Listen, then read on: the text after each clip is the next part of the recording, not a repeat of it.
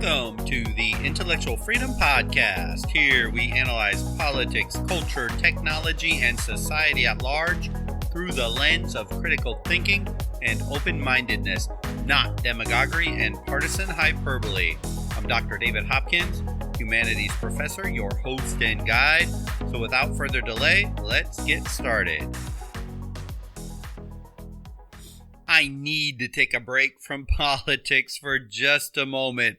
It's been such a whirlwind with these elections, but beyond the elections, there are still huge, important issues as the world continues to go on despite the politics of 2020. I want to read from you Amendment 1 of the Constitution of the United States. And some people ask me, why in the world do I read some of these basics? It's important we all remember these, and sometimes if you studied your history way back or your political science class years and years ago, it's important that we actually know the words to our Constitution.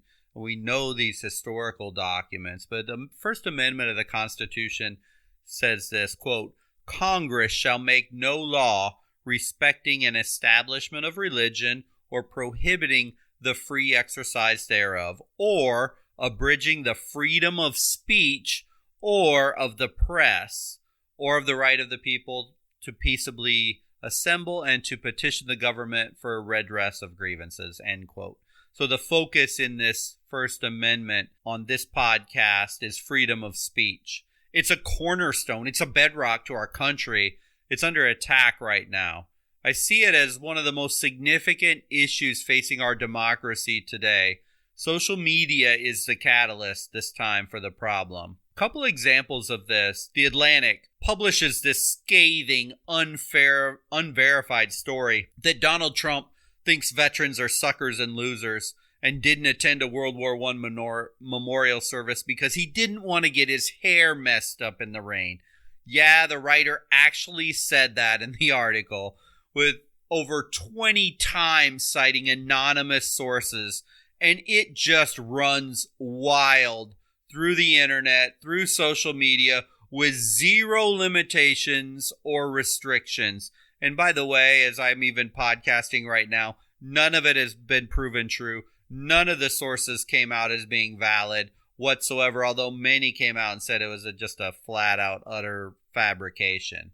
Likewise, the New York Post, they publish an equally questionable report, at least at the time of publication, about how Hunter Biden dropped off a laptop at a mom-and-pop shop repair store. He just decided to never show up and pick it up.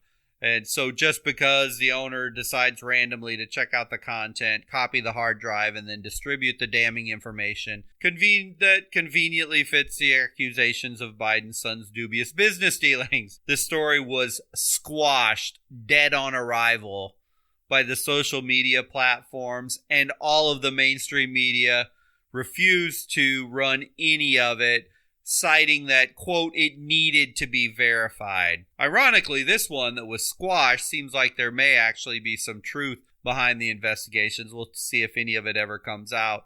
At the end of the day, in Washington, D.C., they're brilliant at covering up just about anything that gets anybody in the swamp in trouble whatsoever, because probably all of them are doing it at some level at different times. But the question remains, should both of these articles been squashed until they could be validated? Or should both of them just be allowed to run? Or should the platform even have the choice to choose? Can social media effectively and honestly police itself to be fair and impartial? This is a very, very important question for all of us to answer. Democracy requires freedom of speech to work properly, and this is at stake. It's ironic that when the internet exploded on society, one of the most important things to come about was this idea that the traditional gatekeepers of publishing were dead and gone, and thank goodness the world is going to be free to express itself. Now, before I go on, I want to make sure we all understand what a gatekeeper is. In traditional publishing, let's just take a television, cable news. There's a producer and there's editors in the newspapers. And so the stories pour into these news outlets every day from all around the world.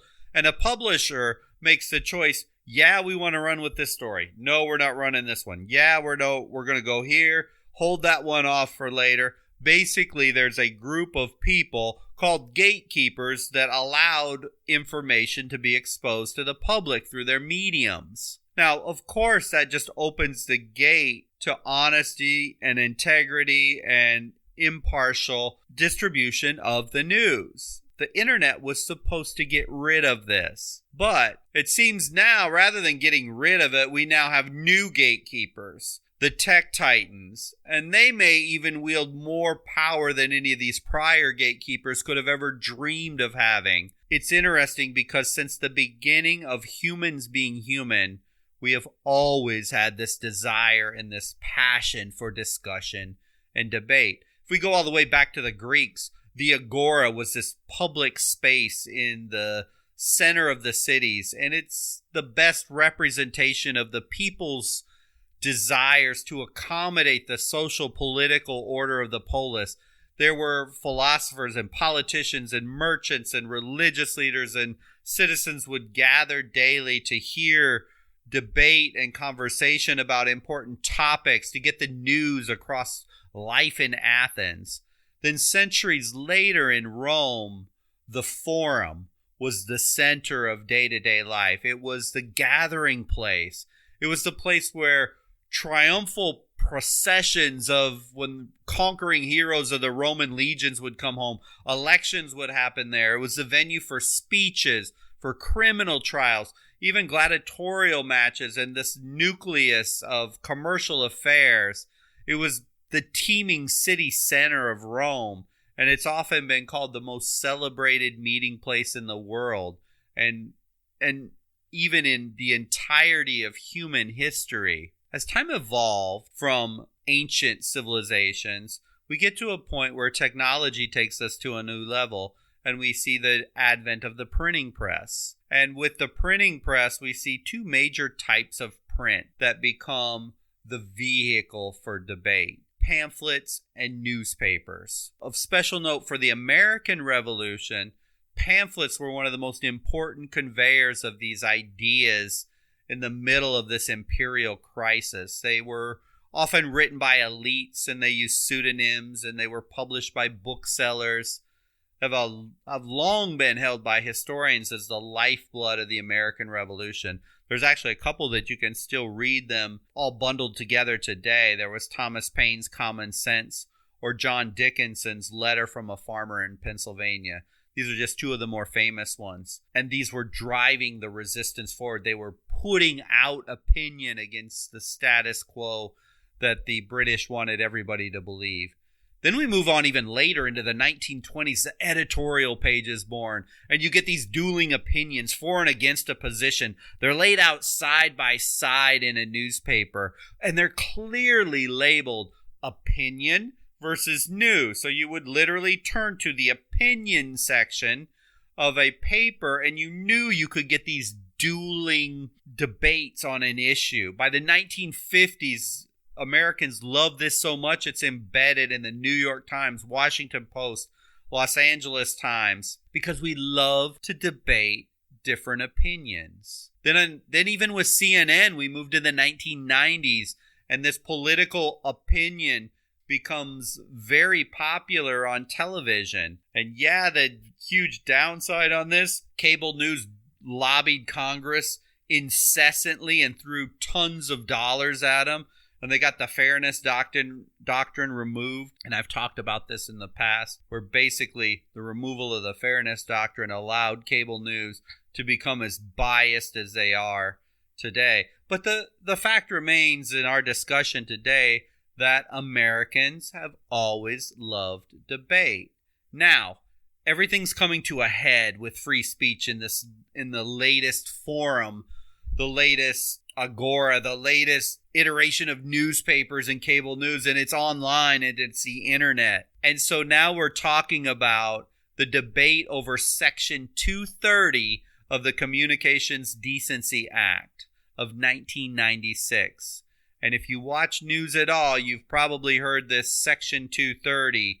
It's only about 25 words long in sum, but it holds profound power. This podcast will discuss it and give potential outcomes and what this would mean for our free society, an open society that allows opinion and free speech. You need to pay attention to this, as the concept of biased news and free speech and free expression online, it literally might be at stake here when we look at this debate over Section 230. So let me read to you the language inside of Section 230. Quote, protection for Good Samaritan blocking and screening of offensive material.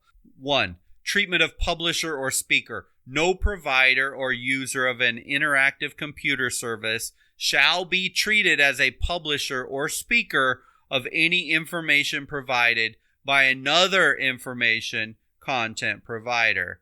Part 2. Civil liability. No provider or user of an interactive computer service shall be held liable of any action voluntarily taken in good faith to restrict to or availability of material that the provider or user considers to be obscene, lewd, lascivious, filthy, excessively violent, harassing, or otherwise objectionable, whether or not such material is constitutionally protected. It's part 2 of the Good Samaritan rule that you need to have your antenna up really strong for, because the key words on there, which I'm going to discuss further, shall not be held liable.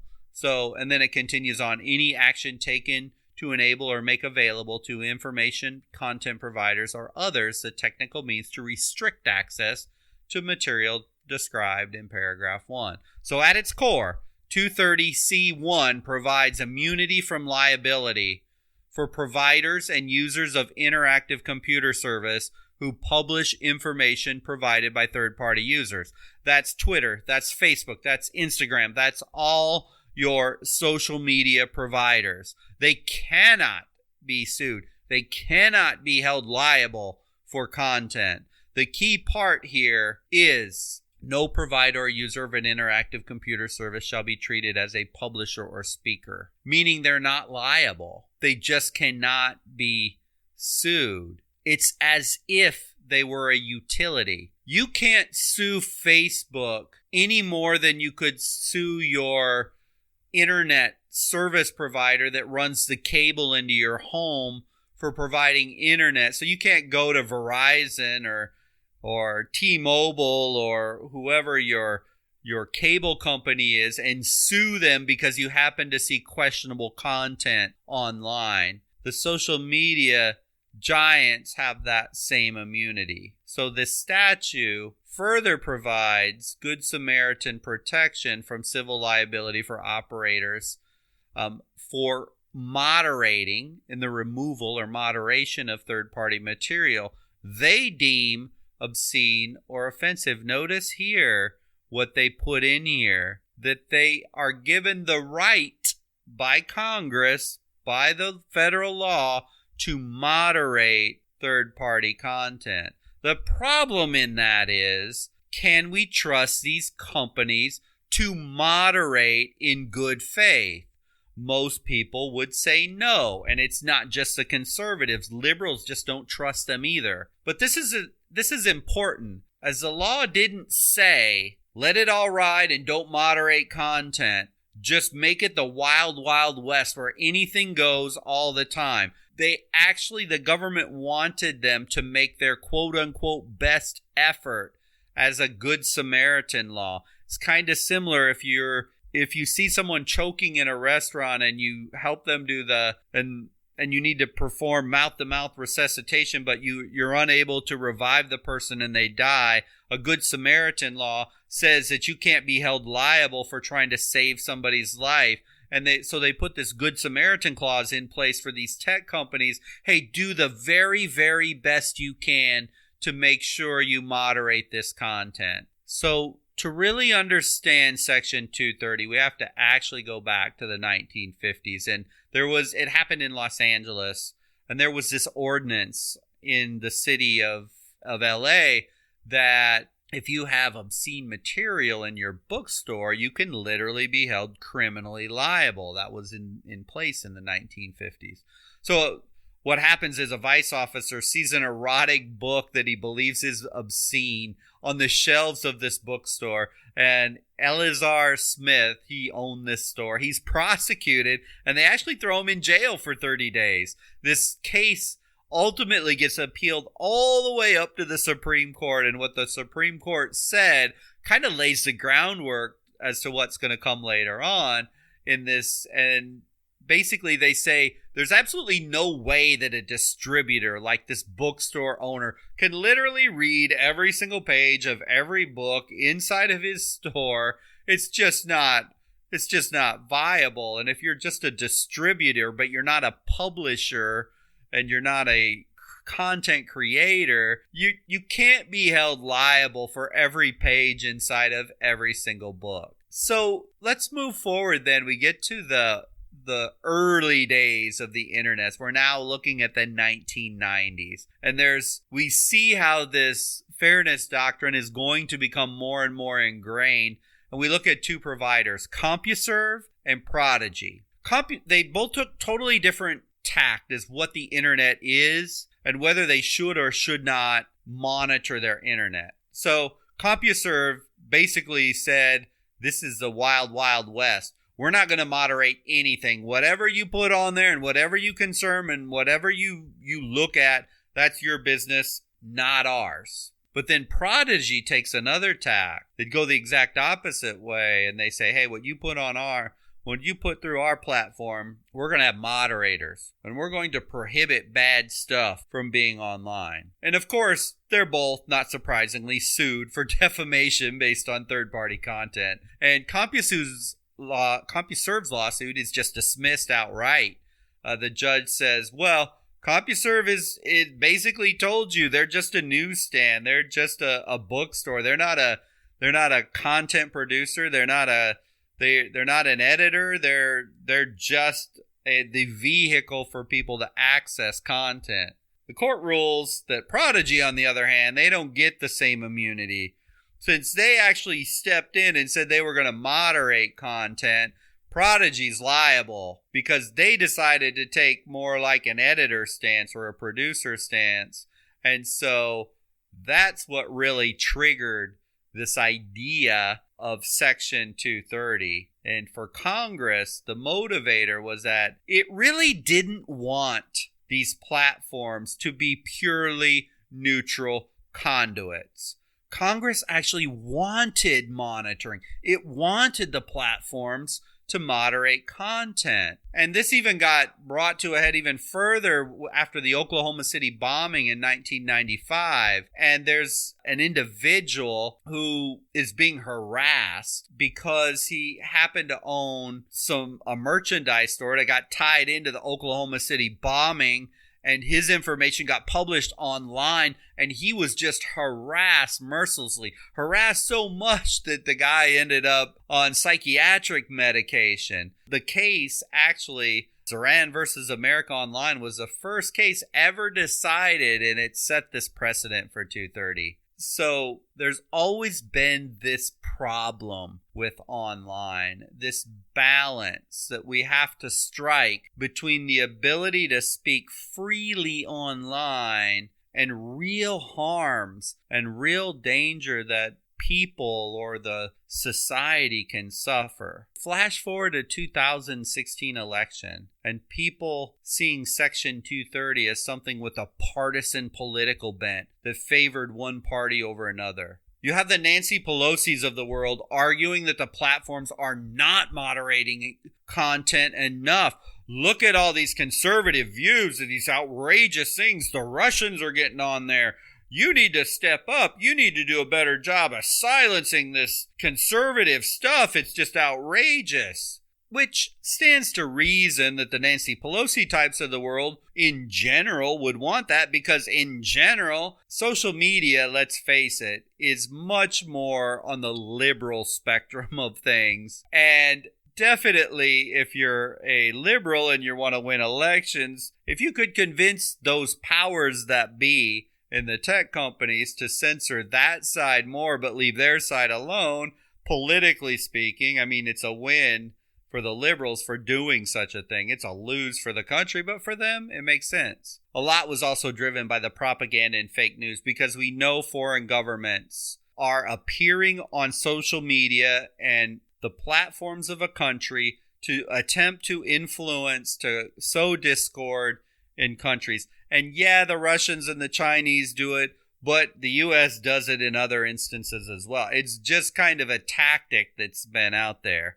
But then if we flip to the other side, in the conservative side, there's the Ted Cruzes and the Josh Hawleys of the world that are arguing that the tech titans, they're moderating things way too much. They step up their moderation efforts only when they're going after conservative voices, but they just turn their shoulder the other way on their bias towards any liberal slant that might be wrong. And so, although it's hard to have empathy or sympathy for the tech titans, especially our social media giants, because I think in general, they're probably more destructive than constructive in society, yet they're in a really tough place because they're getting it from both sides constantly.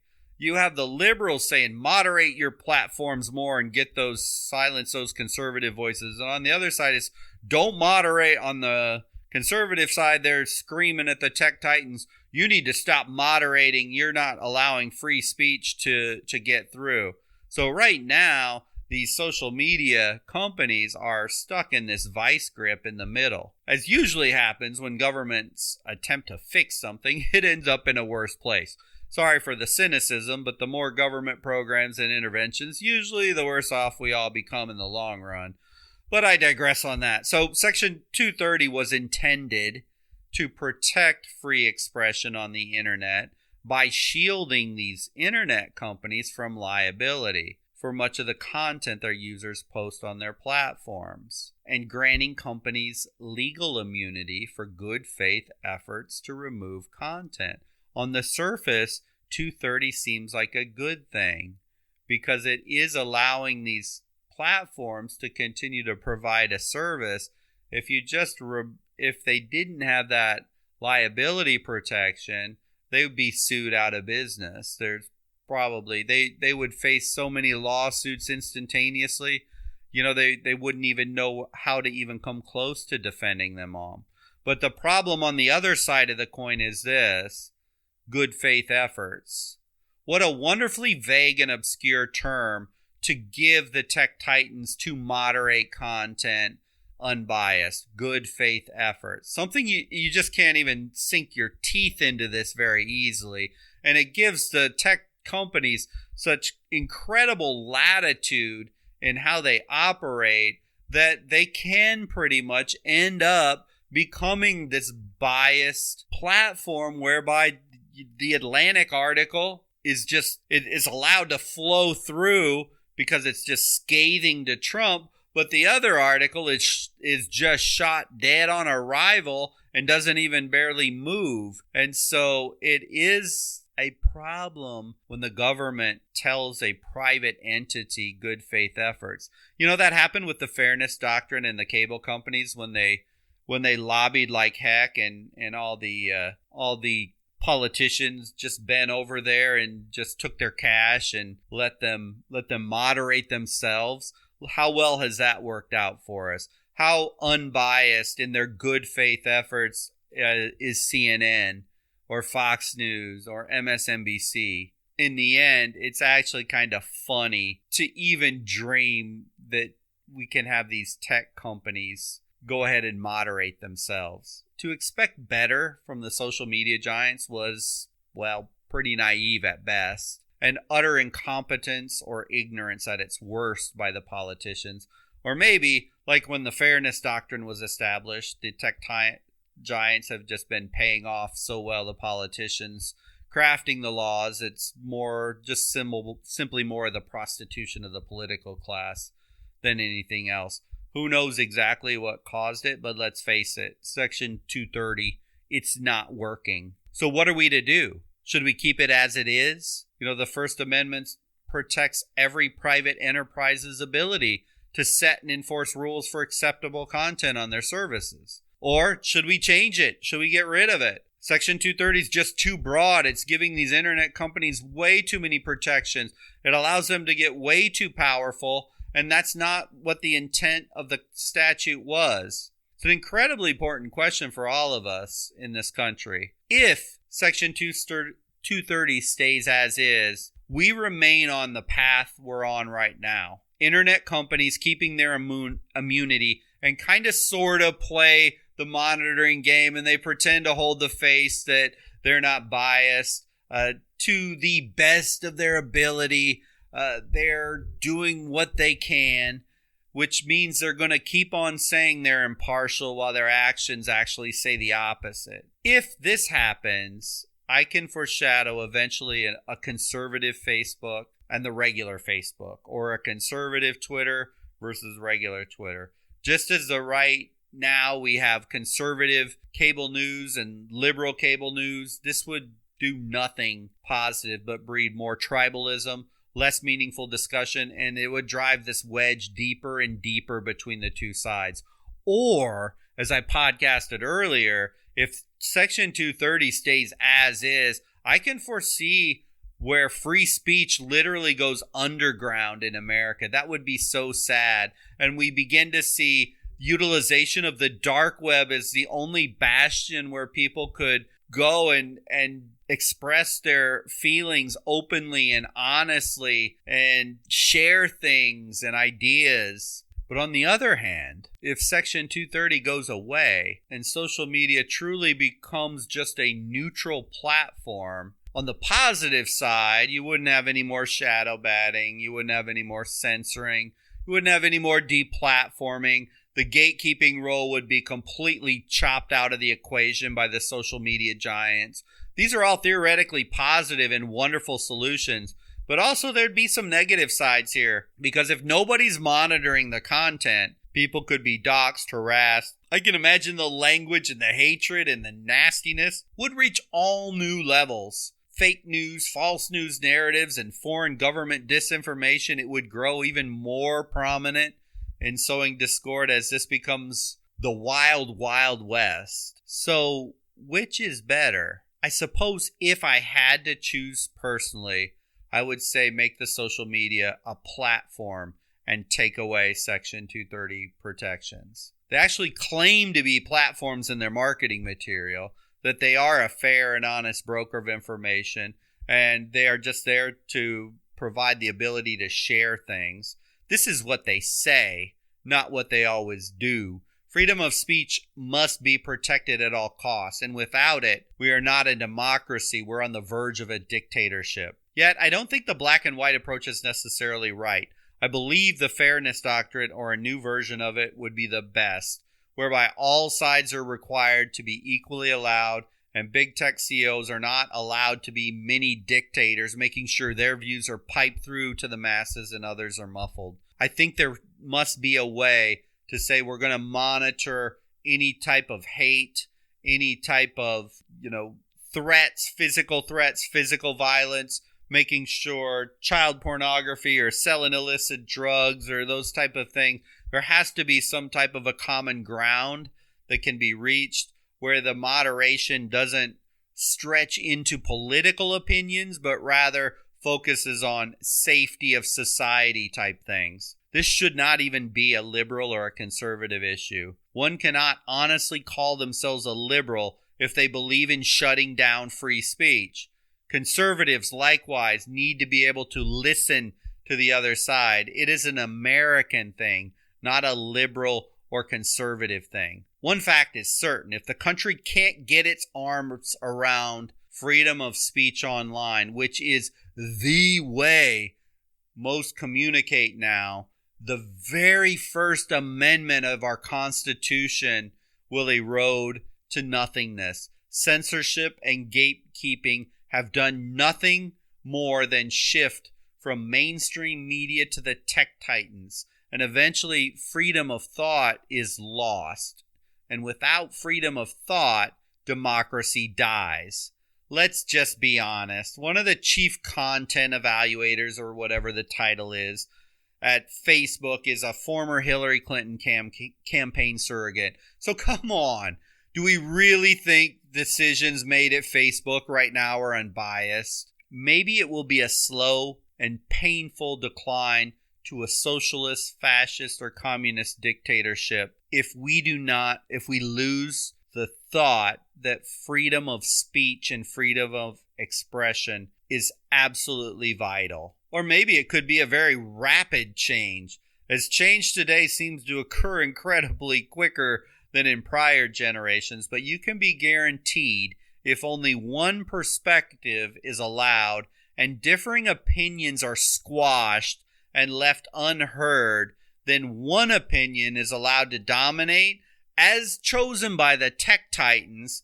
This is a sick type of communism if this happens. And if this does happen over whatever period of time, democracy will die. It won't die from a shotgun or a gunshot, but from a 25-word statement in an FCC document. Freedom of speech is critical to our democracy, and we either need to change this Section 230 or flat out get rid of it.